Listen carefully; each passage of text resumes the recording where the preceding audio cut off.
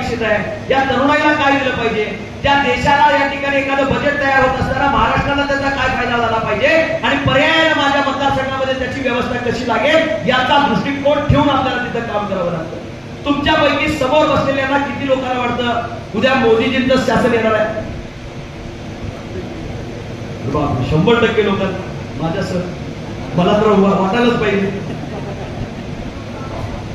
मला सांगा, इथं असणाऱ्या 100% लोकांना जर वाटत असेल की उद्या मोदीच पंतप्रधान होणार आहेत, तर उलट्या बाजूचा खासदार घेऊन मतदारसंघाचा फायदा होणार आहे का? साधा प्रश्न. माझ्या आई कायम या ठिकाणी आम्हाला सांगतात, लग्न कुणाचंही असू दे, वाढपी आपला असला पाहिजे. कारण पळी त्याच्या हातामध्ये असती. एक घास वाढायचा का 2 घास वाढायचे तो वाढपी ठरवत असतो. आता स्वयंपाक येऊन वाढत असतो. वाढणारा वाढपी तुमचा असला तर कमी ताटात पडणार नाही याची खबरदारी या ठिकाणी घेणं हे आपल्या हातामध्ये त्या ठिकाणी. आणि म्हणून धैर्यशील माने चांगला वाढते, आपल्या तालुक्यातला वाढते, आपल्यासाठी झटणारा आहे. माझा आवाज संसदेमध्ये इथंच असा आहे, त्याच ताकदीनं धैर्यशील माने खासदार म्हणून संसदेमध्ये बोलतो. आणि ज्यावेळी बोलतो त्यावेळी देशाचे असणारे सभापती सुद्धा म्हणतात की त्या खासदाराचं ऐका, तो चांगला बोलतो, त्याचं ऐकण्यासारखं असतं. हे देशामध्ये 130 कोटी जनतेचं नेतृत्व करणारे लोक आहेत, स्टॉलवर्ड लोक आहेत, अभ्यास असणारे लोक आहेत. माझ्यासारख्या नवतरुणाला तुम्ही संधी दिली आणि तिथं काम करण्याची या ठिकाणी संधी दिल्यानंतर निश्चितपणे या ठिकाणी सांगेन की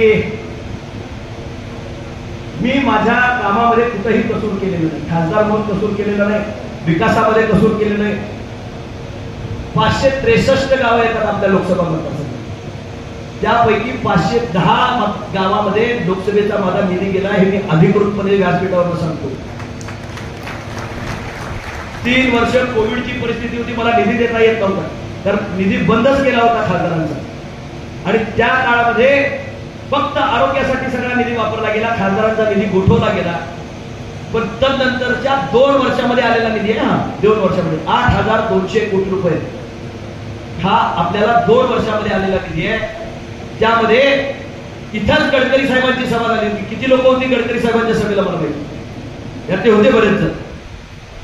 गडकरी साहेबांच्या सभेमध्ये मी शिरोली पासून सांगलीपर्यंत रस्ता व्हावा म्हणून मागणी केली होती की नाही साहेब? मला अभिमानानं सांगावं असं वाटतं, नितीनजी गडकरी साहेबांनी 3च महिन्यामध्ये त्या रस्त्याला मंजुरी दिली आणि 800 कोटी रुपयाचं बजेट सांगली कोल्हापूरच्या ह्या मृत्यूचा सापळा म्हणून ज्या रस्त्याला ओळखलं जायचं त्या धैर्यशील मानेच्या मागणीवरून मिळालेले 800 कोटी रुपये आपल्या रस्त्याला त्या ठिकाणी मिळाले. हे कुणी दिले? मोदी सरकार. आंब्यापासून चोकातला आहे, चोकात जवळची कोण लोक आहेत का हे पट्ट्यात? हेरल्यावरनं जातोय रस्ता, आला गेला रस्ता होत अचानक झालेला नाही. धैर्यशील माने खासदार झाल्यानंतर त्याला बजेट लागलंय आणि आंब्यापासून चोकापर्यंतच्या येणाऱ्या रस्त्याला 4,200 कोटी रुपयाचं बजेट लागलंय. किती? 4,200 कोटी रुपये. हे आपोआप हवेत पैसे येतात, त्यासाठी कोणतरी कष्ट घेतं. सांगलीपासून पेठ नाक्यापर्यंत, पेठला सम्राट बाबांचं वगैरे, तिथून सांगलीपासून पेठ नाक्याचं काम सुरू झालेलं आहे. मी नुसतं बजेट मंजूर झालेलं म्हणत नाही, काम सुरू झालंय आणि तिथं नॅशनल हायवेचं काम चालू आहे. 800 कोटी रुपये त्या रस्त्याला लागले. खासदाराचं काम काय? नॅशनल हायवे आणणं. खासदाराचं काम काय? रेल्वे आपल्या मतदारसंघामध्ये आणणं. नवीन महालक्ष्मीची ट्रेन या ठिकाणी आपल्या इथं सुरू झाली, आपण पाहिली असेल की नाही मला माहित नाही, पण भविष्य काळामध्ये नुसती एक ट्रेन नाही, वंदे भारत नावाची जे ट्रेन भारतामध्ये राहते ती भविष्य काळामध्ये 2 महिन्यामध्ये कोल्हापूर पासून मुंबईला धावतेली आपल्याला दिसेल. याची जबाबदारी मी खासदार म्हणून घेतोय, कारण मी स्वतः रेल्वे कमिटीचा सदस्य आहे. काम करत असताना दृष्टिक्षेपात काय ठेवलं पाहिजे? नॅशनल हायवे झाले, मग त्याचा फायदा आम्हाला काय? बाहेरच्या गाड्या इथं धावणार, मोठ्या गाड्या धावणार, काय आम्हाला त्याचा फायदा? जिथं नॅशनल हायवे होतो तिथं शिरोली MIDC आहे तुमच्या इथे, पलीकडे असणारी पंचतारीख MIDC 5 स्टार MIDC आहे, त्याच्याबरोबर असणारी गोकुळ शिरगाव MIDC आहे. या तिन्ही MIDC कुठे आहेत? NH4 म्हणजे आत्ताच्या असणाऱ्या पुणे बेंगलोर नॅशनल हायवेला लागून आहे. तर तिथे इंडस्ट्रीज येतात, तिथं डेव्हलपमेंट येते. मी जे नवीन हायवेज तयार केले त्या सगळ्या नॅशनल हायवेला लागून आपण 5 नवीन MIDC कोल्हापूरमध्ये या ठिकाणी मंजूर करून आणले आणि त्या एका लोकसभा मतदारसंघामध्ये. शाहूवाडी पन्हाळ्याची पोरं त्यांच्या हाताला मान मिळावा, त्यांचे आई वडील घरामध्ये असायचे, म्हातारी आजी आजोबा त्या पोरांचा सांभाळ करायचे, त्या पोरांच्या साठी काहीतरी काम करा दादा, आम्हाला काहीतरी इतर रोजगार द्या म्हणायचे. मी आपल्याला आवर्जून सांगतो 650 एकरामध्ये त्या ठिकाणी एमआयडीसी आपण त्या ठिकाणी उभा करतोय आवळीला. दुसरी एमआयडीसी सातळीला, जे शिराळा आणि शाहूवाडीच्या मध्ये, पन्हाळा आणि शाहूवाडीच्या मध्ये, सातळी आवळी आणि डोंबिवलीच्या मध्ये, हातकणंगले तालुक्याला त्या ठिकाणी तमदलग्याच्या इथे आपण या ठिकाणी एमआयडीसी उभा करायचा प्रयत्न करतोय. ट्रायपॉड याच व्यासपीठावर मी मोदी साहेबांच्या सन्मान्य गडकरी साहेबांना मानलं होतं, तिथं या ठिकाणी प्रयत्न करतोय. आणि आकिवाडला एक एमआयडीसी मंजूर करून घेतले आणि आष्ट्याला एक एमआयडीसी मंजूर करून घेतले. रोजगार पण मिळेल, पण त्याचबरोबर डेव्हलपमेंटल प्लॅन माझा या वर्षाचा 5 वर्षाचा तयार नाही, पुढच्या 25 वर्षामध्ये या मतदारसंघामध्ये काय केलं पाहिजे, कुठल्या गोष्टी या ठिकाणी अकोमोडेट झाल्या पाहिजे, मतदारसंघाला सर्वांगीण विकासानं कसं नटवलं पाहिजे. एका सेगमेंटचा विकास झाला म्हणजे मतदारसंघाचा विकास झाला नाही.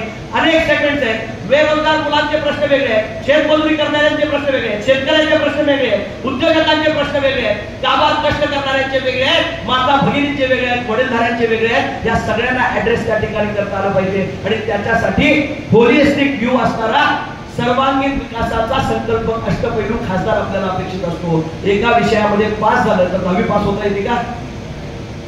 प्रत्येक विषयामध्ये निदान 35% पडावे लागतील.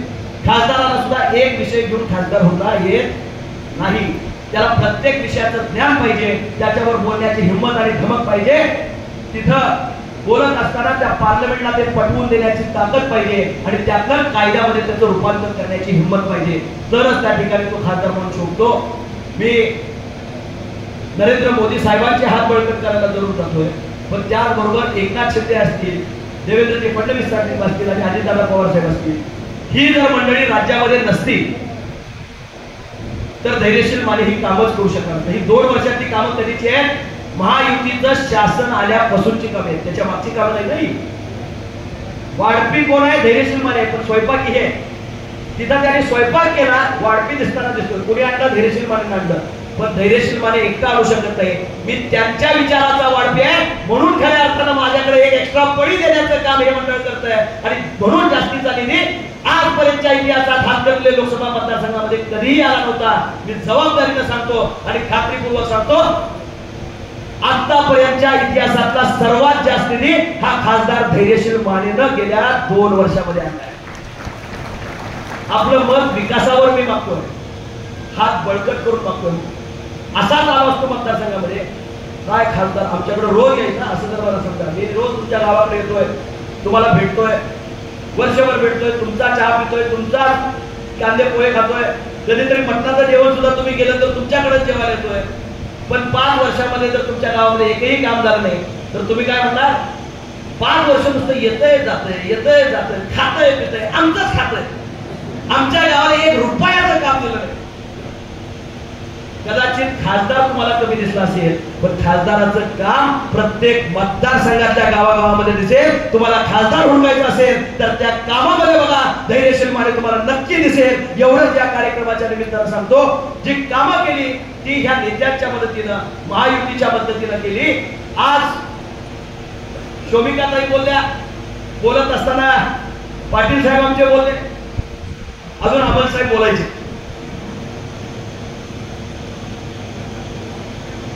नाही बोलणारी कोण आमचे, तुम्ही काम करणारा माणूस, ते डिपार्टमेंट तुम्ही शोभिकाजींच्याकडे घेऊन टाका.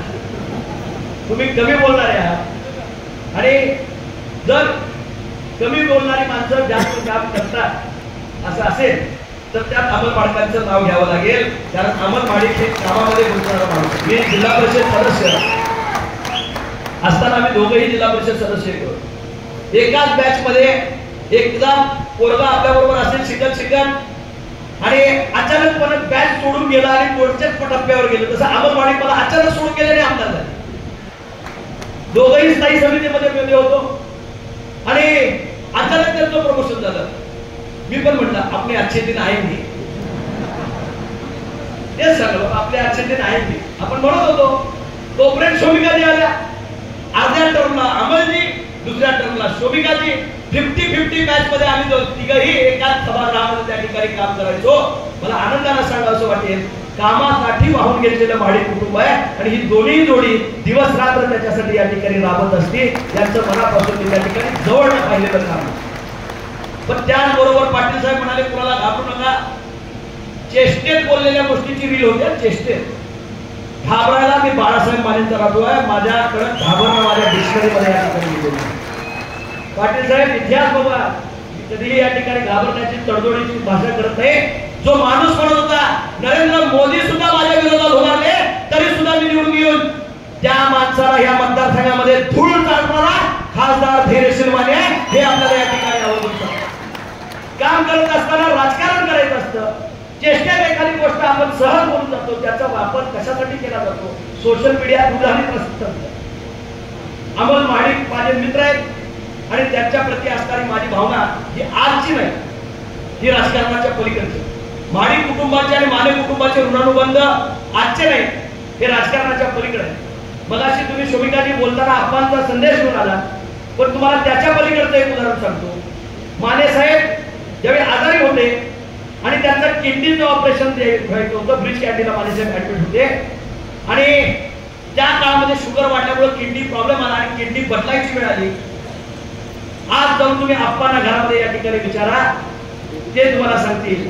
ब्रिज कॅन्टीनमध्ये स्वतःची माझी किडनी माने साहेब घ्या पण तुमचा जीव वाचला पाहिजे सांगणारा महादेव वाडी सारखा एक त्या ठिकाणी खंडा नेता मी या ठिकाणी पाहिजे. हे मी भाषणात बोलत नाही आहे की वस्तुस्थिती त्यावेळी या ठिकाणी आप्पांचा आणि माने साहेबांचे जिव्हाळ्याचे ऋणानुबंध, अतिशय घनिष्ठ संबंध आणि पुत्रव्रत प्रेम माने साहेबांचं त्या ठिकाणी माडी कुटुंबियांच्यावर आणि आप्पांच्यावर त्या ठिकाणी होतं. माझी आणि अमलजींची आणि शोभिकाजींची मैत्री अतिशय तितकीच प्रांजळ आणि खऱ्या अर्थानं घट्ट आहे. राजकारणामध्ये कोण बनेगा करोडपती जसं असतं तसं कोण बनेगा खासदार ही काही वेळा स्पर्धा चालती. त्यावेळी त्या वेळेच्या राजकारणामध्ये कोणतरी मागत असतं, स्पर्धेत असतं, त्यावेळेचं वातावरण होतं, ते निवडून जातं. पण ज्यावेळी स्पर्धा विरोधकाशी चालू होती त्यावेळी टीम एकत्र येते, संकट ज्यावेळी घरावर येतं त्यावेळी कुटुंब एकत्र येतं. ज्यावेळी मोदींचा प्रश्न येतो तिथं आम्ही सगळे गाऊन होतो आणि भाजपा म्हणून, शिवसेना म्हणून आणि महायुती म्हणून आम्ही येणाऱ्या लढाईला सक्षमपणे सामोरे जातो. ती लढाई आता सुरुवात झाली.